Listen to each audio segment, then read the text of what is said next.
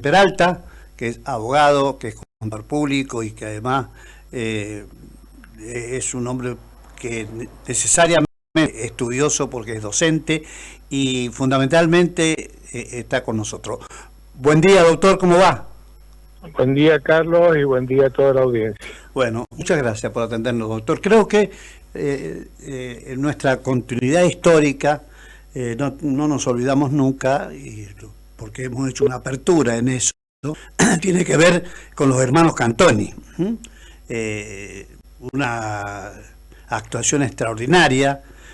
Muchos creen ahí o piensan que esas figuras han sido esencialmente políticas, ¿no? Han hecho una contribución también con su profesión. Creo que esto es la inmejorable oportunidad que nos da estos micrófonos para compartir con nuevas generaciones que tal vez, y por qué no, desconocen esta figura. Bueno, Peralta se ha encargado de estudiar la vida de los Cantoni y ya nos dio un perfil a propósito de los que hoy son libertarios o los que hoy son adictos o adeptos, más que adictos al mileísmo. Que revisen un poco la historia, diría yo, también diría Peralta, ¿no es así? Así es.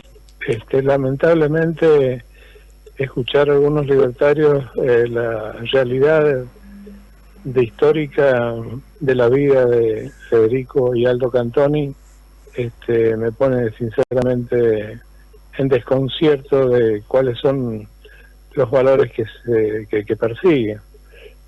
Desconocer de que Federico y Aldo fueron sociales demócratas y que combatieron a la oligarquía y vencieron a la oligarquía en las urnas cuando en esa época no había una ley Roque Sáenz Peña todavía en vigencia y las urnas nunca llegaban con éxito al resultado deseado, porque la oligarquía siempre, hasta esa 1935, lo manejaban muy en forma particular. La democracia de quién iba a ser el candidato fue fundamental, pero lo que hay que rescatar es que en San Juan los hermanos Cantoni y la madre de ellos a la cabeza armaron un grupo para defensa de las elecciones que le permitieron que no fueran arrebatadas los votos ni las urnas y que la elección les permitiera llegar con éxito a ganar las elecciones.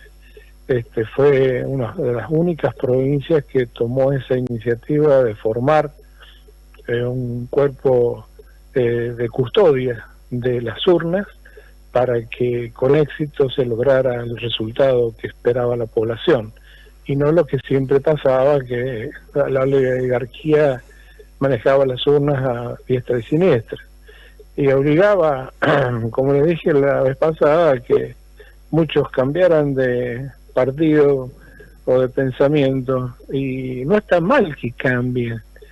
Yo lo dije en la obra de Facundo. Ustedes, si leen las 3 ediciones que hubieron del libro Facundo, van a ver a 3 Sarmientos distintos: uno unitario, un federal, primero un federal que llegó a ser teniente con 17 años, renunció, se fue con los unitarios, fue expulsado junto con el tío a San Luis, luego vuelve a ser federal, y en las distintas versiones que escribe le va agregando capítulos para sumar la llegada al entendimiento y convencimiento de la oligarquía de Buenos Aires, que era la persona idónea conforme a sus pensamientos para que llegara a la presidencia.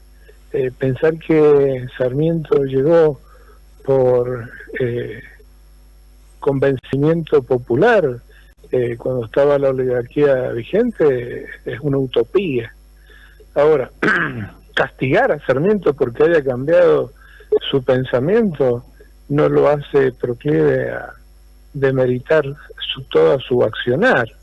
No nos olvidemos que Sarmiento revolucionó el tema educativo, acompañado por Pellegrini, que fue el artífice y continuador de su trabajo en la educación. Pero lo que lamento es que personas que se autodenominan bloquistas desconozcan la realidad y la verdad. Perón mismo, hay un escrito, está subido en el Google, que lo puede colar cualquiera, y lo reconoce a Federico Cantoni como el primer peronista o con pensamiento social democrático que le permitió a San Juan alcanzar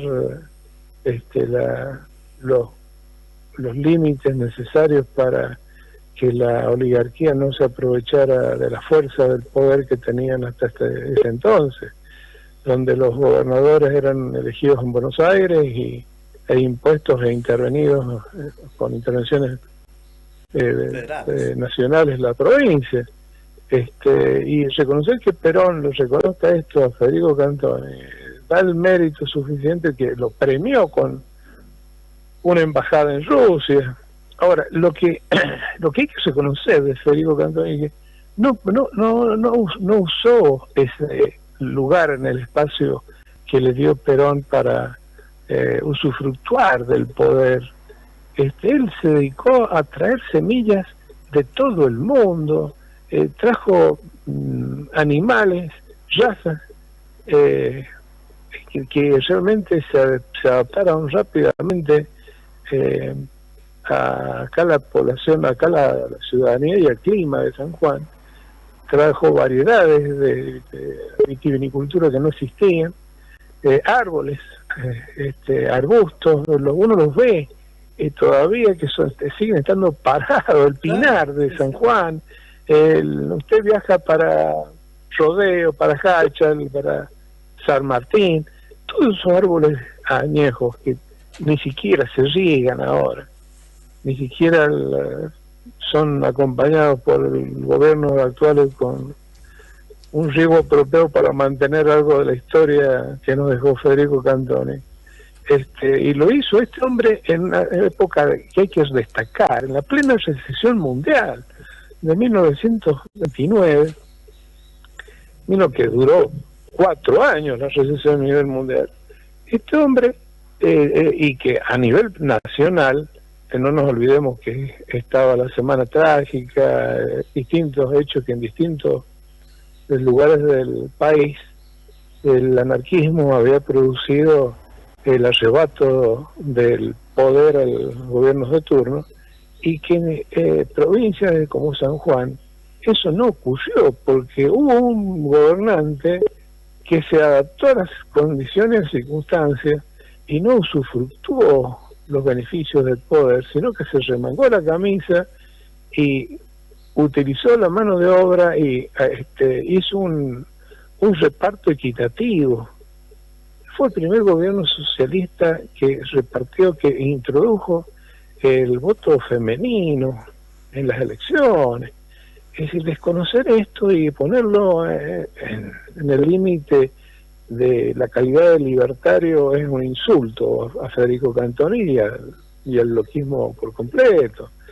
Pero bueno, esto es un análisis particular e individual que yo hago en base a lo que he leído y lo que me he instruido de los pocos 3 libros que hay en existencia, que la biblioteca Franklin solamente queda uno, y el que tiene los 3 libros es Aldo Cantoni, nieto del extinto conocido médico Aldo Cantoni. Claro, que los invito, quien quiera leerlo, que él con facilidad se lo va a prestar para que lo fotocopien.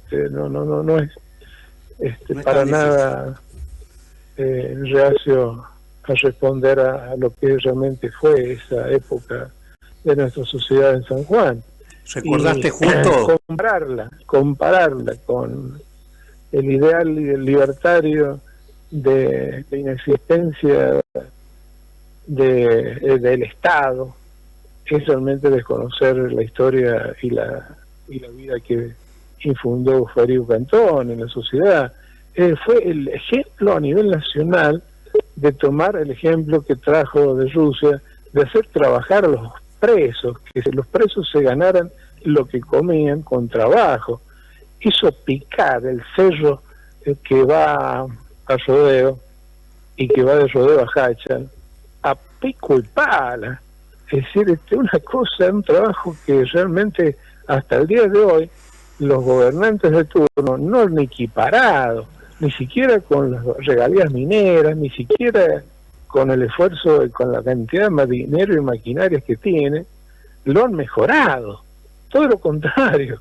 Si usted va a Chile o a Mendoza mismo, están alambrados los cerros para que no se caigan las piedras a la ruta. Nosotros acá ni siquiera eso han hecho, con la cantidad de plata que ha habido acá en San Juan para atemperar el rigor del cerro cuando se dilata por el frío y se rompen estructuras para quebrarse y caer al vacío.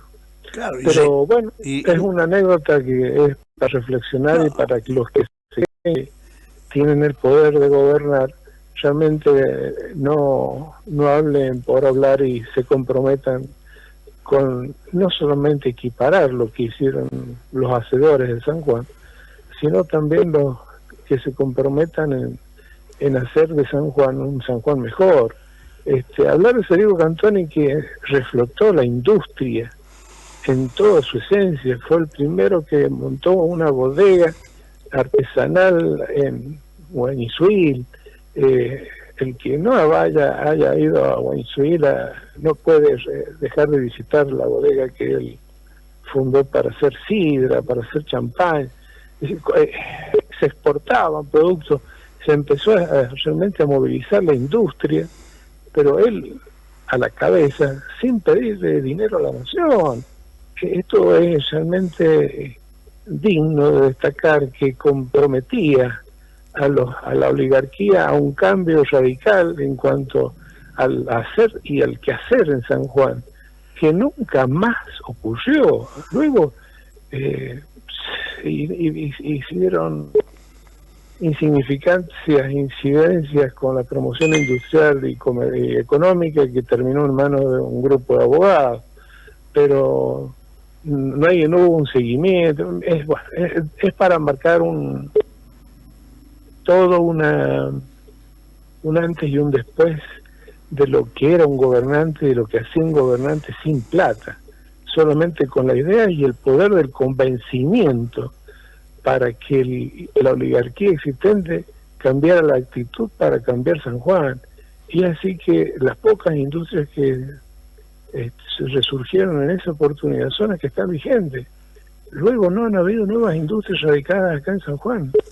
Es lamentable decirlo, que los 423 promociones industriales, que fue plata de los sanjuaninos, que se retó del presupuesto, quedó en manos de muy poca gente, y que fue un fracaso total por la falta de controles, una falta total de ética y de moral de los que tenían que solamente cuidar que realmente se invirtiera, se produjera y se tomara mano de obra sanjuanina, no terminaras con deméritos y quitas de los beneficios impositivos a los pseudo supuestos inversores que no cumplieron con su compromiso fiscal.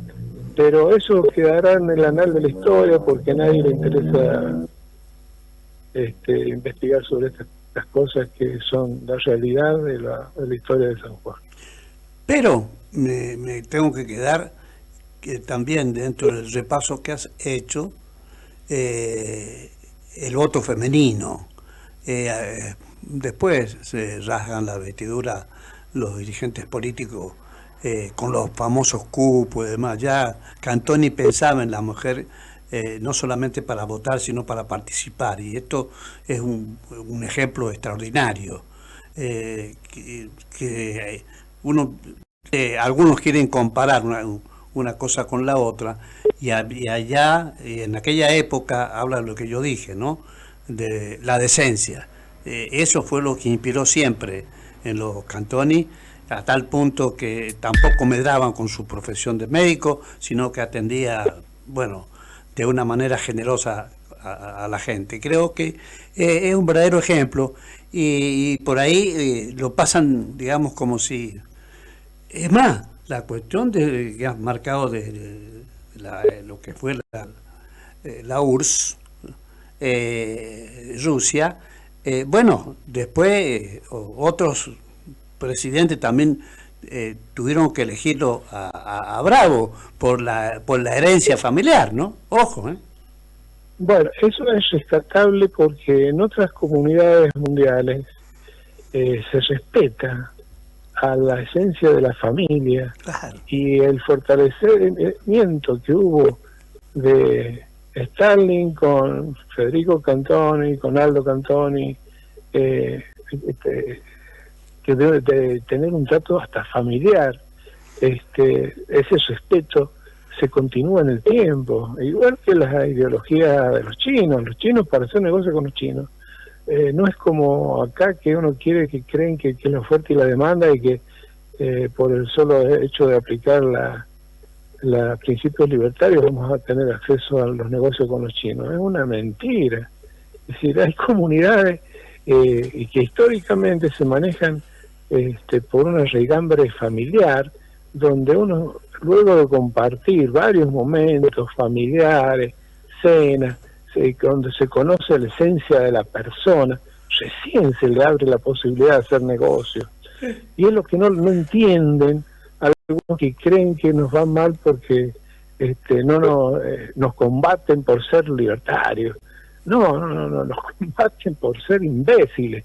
Es decir, convencer a alguien para hacer negocios con nosotros, con la mala predisposición que han tenido algunos expertos en estafa a nivel internacional argentino, nos ha hecho un demérito internacional al momento de ser considerados como aptos para hacer un negocio.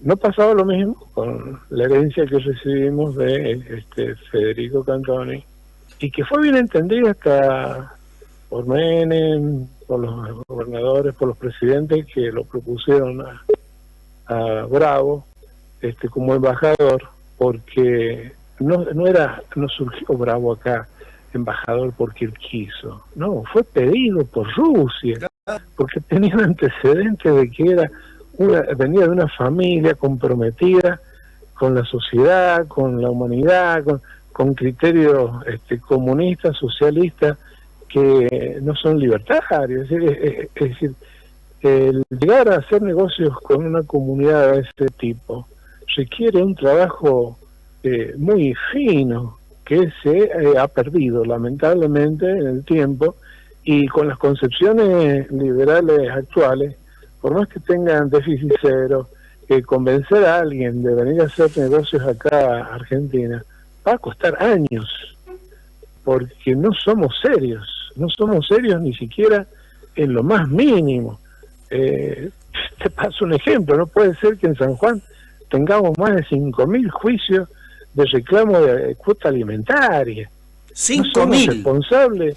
No somos responsables ni siquiera de los alimentos con nuestros parentales, y hablo del régimen de alimentos de hijos con los padres, de padres con los hijos y con todos los que tengan vínculo parental.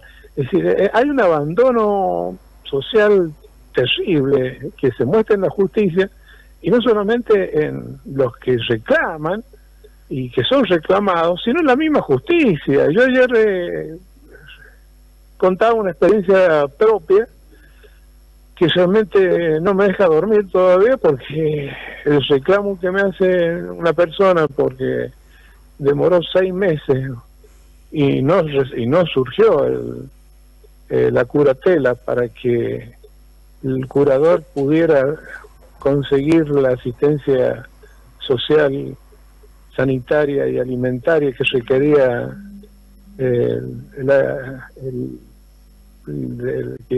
para el que se pedía la curatela, llevó al fallecimiento de la persona, y pero los pedidos que yo hacía eran con trámite de urgencia, de pronto despacho, 6 meses, y no se resolvió. Es decir, hay un descompromiso total, no solamente de la sociedad para con los que tienen obligación, sino también de quienes ejercen la justicia, y lo vemos reflejado en todo el accionar, y lo vemos reflejado, recién acabo de salir de una audiencia de domiciliaria que se ajusta lamentablemente al texto literal de la ley. ¿Qué dice la ley? La ley dice esto y no nos vamos a apartar de esto, y por más que la persona esté ya con las condiciones para una domiciliaria, porque no solamente la domiciliaria es por un principio rector para el cuidado de la persona, con mejores cuidados que no sean los de la cárcel, sino que es para las personas que pueden llegar a tener una vida fuera de la cárcel para el cumplimiento de una condena que no era de tal forma para ser efectiva, de cumplimiento efectivo. Cuando una persona tiene, y esto desgraciadamente fue reiteradamente planteado por quien les habla en el Congreso a través de expedientes, para que se revea el artículo 32 y el artículo 10 del Código Penal de la 24660, el 32, sobre los incisos necesarios para una prisión domiciliaria.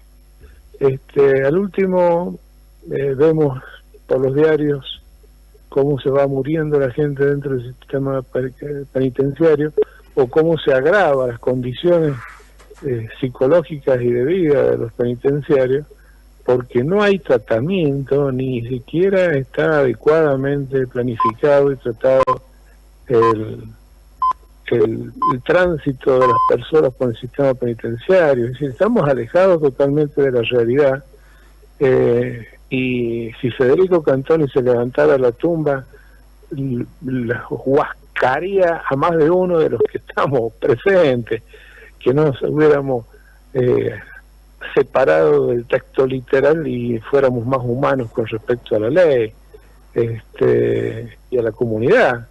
Si en definitiva nuestro tránsito por la vida a la espera de la muerte no es para tener éxito, lograr dinero y acumular y acopiar, que es y creen que sometiendo a la persona a un régimen de prisión efectiva va a cambiar a la persona su esencia. Se podrá morigerar en todos casos, pero no hay un tratamiento dentro del sistema penitenciario para lograr el cometido que está literalmente establecido en el régimen carcelario. Pero bueno, esto es parte de un debate que se tiene que dar donde corresponde. Propuestas ya fueron realizadas, pero nadie quiere hacer nada, no hay compromiso social ni siquiera en nuestros legisladores. Y no va a pasar como lo que pasó con la revolución de la caída de la República Romana, que se cansó la población de los excesos de los legisladores y partieran por la cabeza de todos, y la razón también de la existencia del anarquismo en España. El anarquista se cansó del abuso de quienes ejercen el poder y se transformaron en anarquistas. Yo escucho muchos políticos acá que hablan como realmente anarquistas y no como defensores de un partido político determinado. No,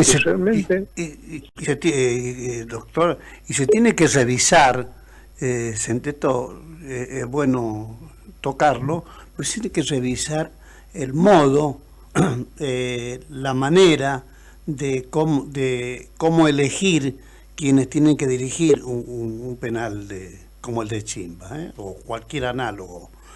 Creo que esta es la clave. Por eso es que es el fracaso del sistema. Se politiza todo, Se defiende lo indefendible, se defiende lo indefendible. Y no se canaliza con un poco de lógica o de silogismo las necesidades que requiere la población en su conjunto. Es decir, el que haya cometido un delito y lo reconoce, y que reconoce que va a cambiar y ofrece cómo cambiarlo, se le tiene que dar la posibilidad de una domiciliaria. Hay casos extremos que es imposible, porque hay psicópatas que son imposibles de darle una domiciliaria, como un asesino, un violador. Bueno, pero reúne ciertos requisitos, reúne los requisitos que hacen falta, se puede profundizar ante alguna duda y perfeccionar esto, pero lo que no debe existir es el autoritarismo dentro del sistema, pues si no estamos en el horno todo. Totalmente, si tenemos este autoritarismo de tener funcionarios que controlan la droga, controlan el sistema y se ufanan públicamente del control que ejercen, bueno, las consecuencias prontamente estarán a la vista, o mejor dicho, ya las tenemos las consecuencias, pero bueno, esta causa ahí, no se revisa más, se hace esta audiencia, se rechaza y buenas noches. Exactamente, no se ajusta al texto literal de la ley, no hay una flexibilidad, no hay quien haga jurisprudencia, no tenemos jueces que hagan jurisprudencia con un entendimiento más zafarónico de la literalidad de la ley.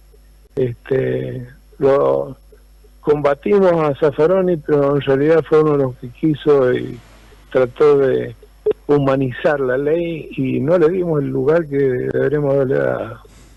Oye, y va a pasar la historia, y ya pasó la historia. Un tipo discutido como Zaffaroni, ¿no? Que ha tenido muchos vericuetos, pero apartándonos de esa suerte de doctrina que planteó siempre Zaffaroni, acá lo importante, y esto es una pregunta para usted como abogado, es buscar la modificación de esto. ¿Vale la pena que algún diputado provincial se ocupe de eso y tenga una conexión nacional y empecemos a trabajar en serio? El diputado tiene que ser nacional. Por eso, no. Hay son leyes nacionales que hay que modificar. No, si ya pero lo sé. La inteligencia de la jurisprudencia debe ser entendida por los jueces que están en ejercicio de funciones, que se aparten un poco de la literalidad y sean un poco más humanistas. Es decir, Zaffaroni pedía que fueran un poco más humanistas.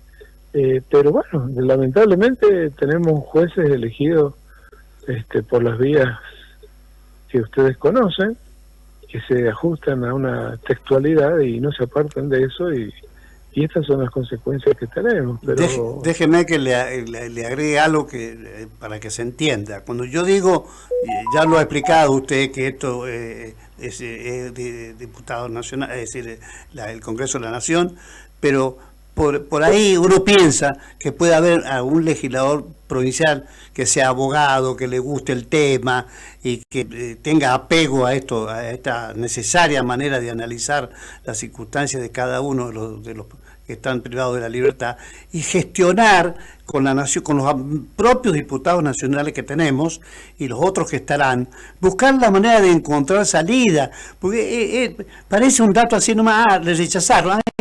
Y no sé, se acabó. Es simplista esto. Bueno, con el mismo criterio decía, che, usted no puede conducir esto, que pase el que sigue, doctor. No me hagan poner en esa situación. ¿Se entiende, doctor? Bueno, mire, es un poco más profundo el análisis que hay que hacer, porque si se dan el lujo de llegar a un cargo y no estar capacitados para eso, contratan 80 asesores que tampoco están capacitados ni siquiera asisten a Buenos Aires a los distintos debates en las distintas comisiones. Es decir, tenemos un problema cultural serio. La falta de ética y de moral no la vamos a solucionar en esta generación, porque lamentablemente ya se ha hecho una costumbre de aceptar lo que hay y negociar siempre cosas, pero sin sentido social. o directamente la conducta que se ve en el diario de hoy con respecto al tratamiento de la ley que debería haber salido en el día de ayer, y que no asistieron los diputados provinciales. Es decir, el debate se da no con la inasistencia para no lograr el quórum, se da con el debate. Si estás en contra de la ficha limpia, pero da debate, ¿por qué no la querés? No con la ausencia, para no prestar la mayoría para el tratamiento. Es realmente una falta de ética grave, que nadie se ha puesto a analizar ningún medio de qué es lo que están haciendo y qué es lo que está pasando realmente. Pero bueno, esto es lo que se ha elegido y son los que tienen el poder económico para volver a las elecciones futuras, porque es volver, mire, hemos hecho un retroceso republicano, hemos vuelto a la época de la oligarquía de 1870, donde eran los que tenían la plata, el poder, los que realmente podían controlar la elección y definir quiénes iban a ser los elegidos, porque ha quedado una clase política con el dinero suficiente para manejar la publicidad y ahora con las redes y con la droga. Yo esto lo denuncié a un fiscal y me dice, bueno, pero ¿qué hago si no hay ningún policía por acá? Estábamos en la puerta de una escuela en Sonda. Una combi repartía bolsitas de cocaína con 5.000 pesos a los que llevaban una foto del voto que habían elegido dentro de un sobre cerrado.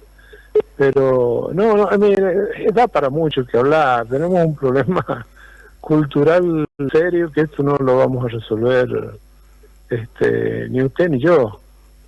Dudo que los que vengan, porque desgraciadamente ya la oligarquía se transformó en una secta política que ni siquiera tiene convicciones.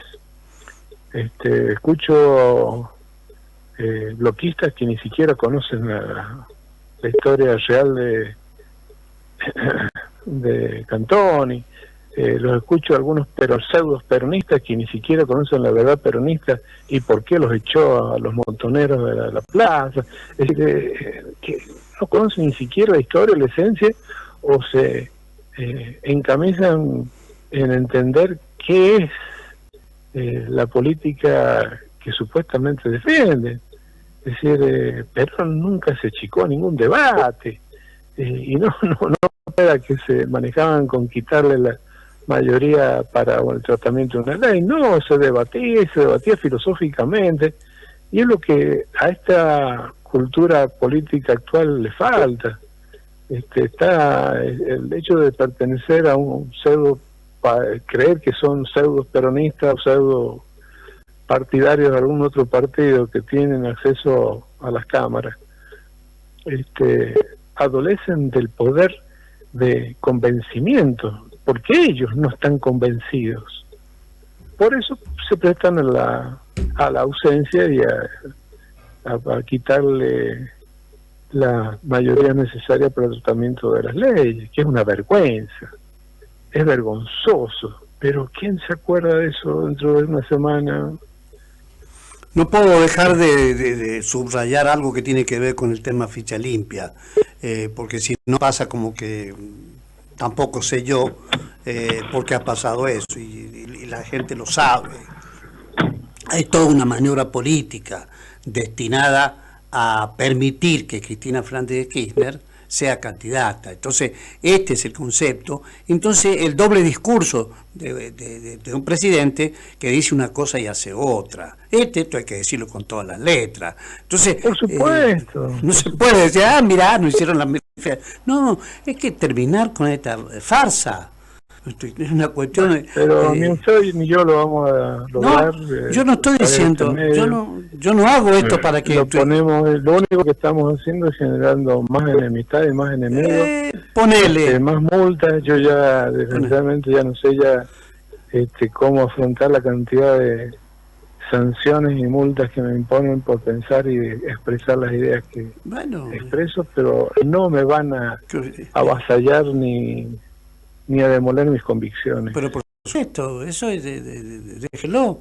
Lo que ellos creen que haciéndolo gastar guita a usted o a otros, ellos resuelven o salvan su cuero de las cosas que hacen. La gente sabe quién es quién en San Juan.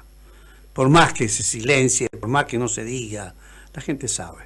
Así que me parece espectacular lo de Cantoni, los hermanos Cantoni, me parece espectacular también poner en valor, si quieren ideológico, usted lo ha planteado, me parece excelente, y me parece excelente la buena relación internacional que han tenido los hermanos Cantoni, empezando por el Cuba de la época de Rusia. Me parece que eso reivindica mucho más a los hermanos Cantoni y bueno, y minimiza que quieren utilizar la historia en beneficio propio, quizás pensando en que como ellos no leen, los otros tampoco, y se equivocan. Acá hay gente que no solamente lee, sino que piensa. Doctor, ¿algo más? Nada más por hoy día, Carlos, y muchas gracias por dejarme participar. Bueno, ahí estaba con nosotros Henry Peralta, abogado, contador, docente, hombre interesado en la política, pero sobre todo en aquellas cosas que tienen que ver con la historia. Hoy se ocupó de los hermanos Cantoni. Esta careta política